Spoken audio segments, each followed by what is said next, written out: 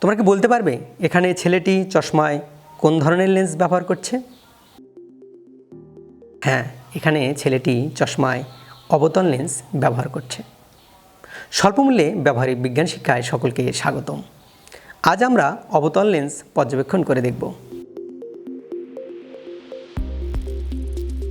এজন্য আমাদের লাগবে একটি অবতল লেন্স।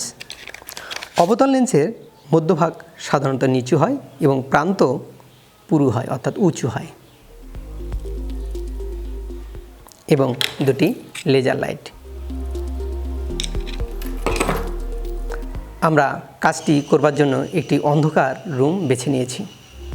আমরা আলোকরশ্মি দুটিকে সমান্তরালভাবে ফেলবার জন্য লেজার লাইট দুটিকে সমান্তরালভাবে টেপ দ্বারা আটকিয়ে নিই। এখানে আমরা দেখতে পাচ্ছি সমান্তরাল আলোকরশ্মি প্রতিসরিত হবার পর অবতল লেন্স থেকে ছড়িয়ে যাচ্ছে। তোমরা কি জানো কেন এমন ঘটনা ঘটল? আমরা জানি অবতল লেন্সে সমান্তরাল আলো পড়লে প্রতিসরিত হবার পর সেটি ছড়িয়ে পড়ে। ওই একইভাবে আমরা যদি বাঁকা করে ফেলি তাহলে দেখা যাচ্ছে এটি প্রতিসরিত হবার পর আবার সমান্তরালভাবে বেরিয়ে যাচ্ছে।